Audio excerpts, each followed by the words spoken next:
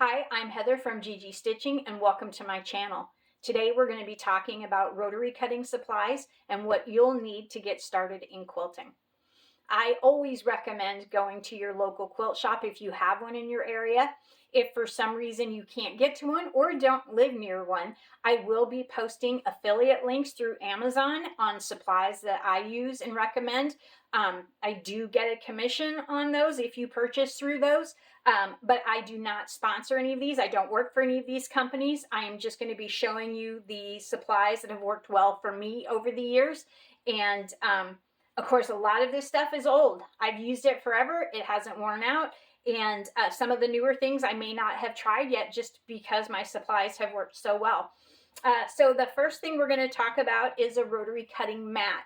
You are going to need a mat to be able to do your cutting. Rotary cutting mats usually are self-healing. That means that they will stand time better, so they seal back up. My mat here, I would say, is at least 10 years old. I do cut in different areas so that I'm not wearing out a section. So the size that I recommend is actually this size. If you have an area where you can use this size, this is a great size to have. It is the 36 by 24.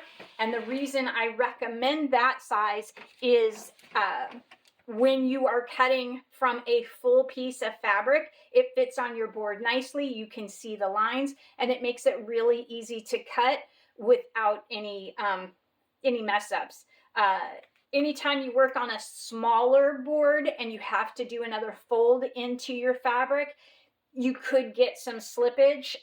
Not saying you can't use them, because you can. I'm just saying I find it easier for this size, and I do almost everything on this one. I have used an 18-inch one before, and for me, that is just too small because I typically deal with a lot of bigger pieces. This one is by Fiskars. There's all kinds of them, different colors. So really that part is whatever works well for your eye and your visibility. So for me, the gray worked really well. OmniGrid also has mats in the green in the big square as well. Wonderful mats as well. And this one, actually, this is kind of my guilty pleasure. This one is not necessarily needed, but this one is on like a lazy Susan and spins. And so when it comes to cutting little pieces, the dog ears off, which we'll talk about dog ears in a future video, this is nice for squaring things up. So this is one of my guilty pleasures. But that is my mat that I use. Rotary cutters. Rotary cutters come in all different shapes, sizes, brands. Once again, these things are personal preference. The only thing that I do recommend, especially if you have little ones in the house, ones that automatically close. The ones that have the little slide, personally, I don't like those.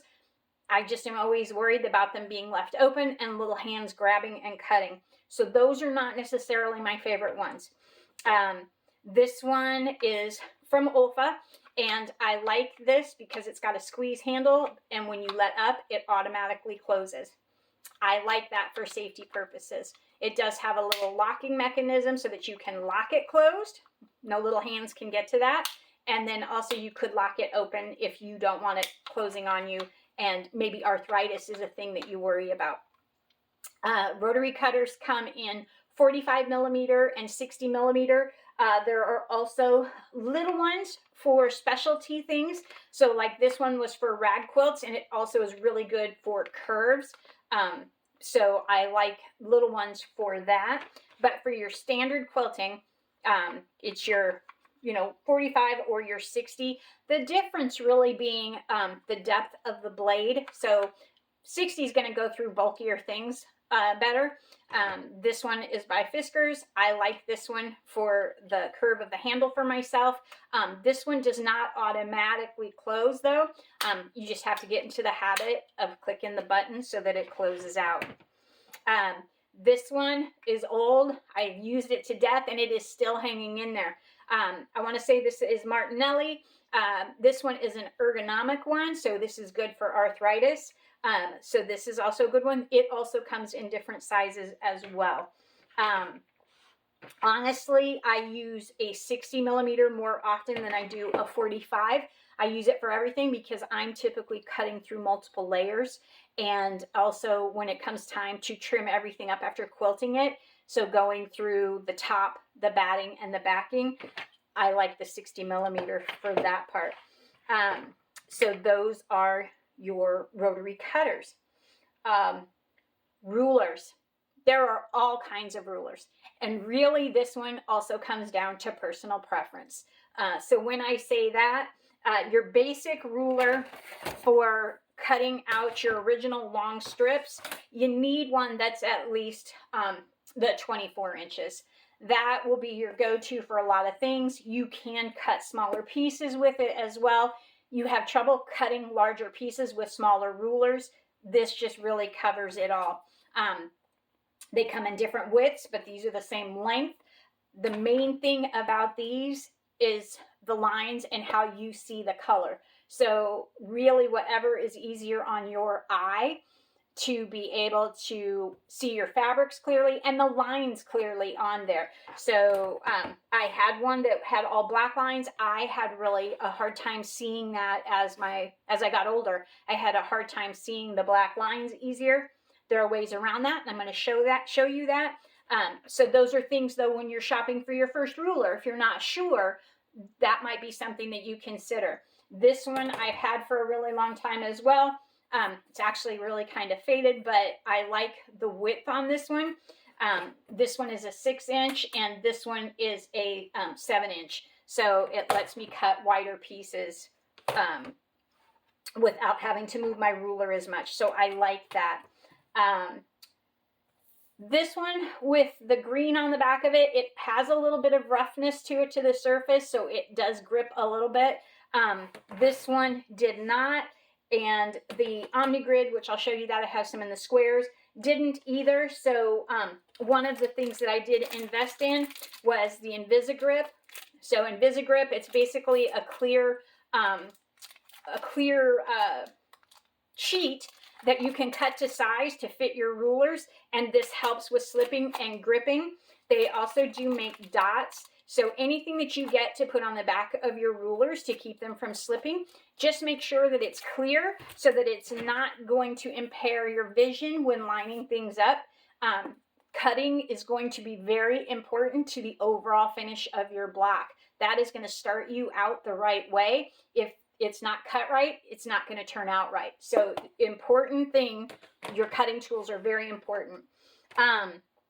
Creative Grids has rulers, all kinds of rulers. Creative Grids, I mean, you could get all kinds of rulers for all kinds of shapes, but they have this built-in gripper surface on the back of their rulers, and it's kind of opaque so you can still see through them. You don't have to add anything else to the back of their rulers, so that is something that is lovely as well. So your main thing, though, is make sure you have a long, straight ruler to be able to do your cuts. I would invest in a square. You may not know yet, though, what size square is going to be best for you. You're going to find that you gravitate towards certain size blocks, and that's going to determine what kind of square, what size square that you want. I do a lot of 6.5-inch blocks, so I do have a 6.5-inch square. So this makes a difference when I'm squaring up my final blocks, and I can use it for any smaller square that I might be working on as well. So 6.5 is a popular one for me. You may do 8.5. You may not like small ones. You may like doing all small blocks and want a 3.5. You can end up with a bunch of rulers, but if you end up with one long one to do your main cuts and one medium-sized square, you can do a bunch of smaller things as well. You don't have to invest in a lot of rulers to get started, just enough. And honestly, for the baby quilt that we're going to be doing, you really only need the one ruler to get through that until you figure out what other rulers you might want to have. We talked about eyesight and not being able to see real well certain colors and visions. So there were, or maybe you're doing an odd shape, or odd size, I should say. You know, it's really easy to see the 1/4-inch lines on here, so you can see those really easy. When you get into those 8s, and you have some like 2 3/8 or 2 7/8 or whatever it is, and you're like, nope, I'm just gonna cut up, I'm gonna make it 3 inches and I'm just gonna trim down. Perfectly fine. But let's say you're really into precision and there's some sort of shape that you're doing that you want to make sure that you're getting the right size. You can add different tapes to your rulers to mark those sizes. So here I was doing an odd angle, and this lets you kind of see in one pattern. I was able to put them on here, and then this way when I was lining up my fabric, I didn't have to try to watch for anything on the ruler. I just looked for that tape. So OmniGrid has glow line tape, different colors depending on what you're using, depending on what fabric you're cutting on. So that may make a difference in which color you like to use. It comes off, there's no residue, but you can then mark the area that you're going to be using so that you're always just looking for that mark and not having to count over each little notch. So that is quite helpful. If you can't find any of that and it's late at night and you know, none of the stores are open or it's a holiday, painter's tape. Honestly, you should always have painter's tape around. It is really versatile. It doesn't leave a residue either. You can get it in different widths. It actually comes in a 1/4 inch width as well.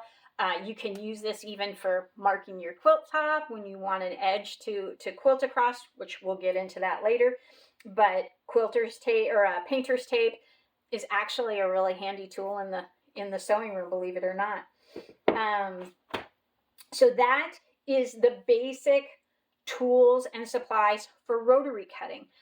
If you have any questions or you want to ask about a certain brand, let me know in the comments. If you found this information helpful and you would like to see more of these videos, please like, comment, subscribe. Let me know if this is useful material for you.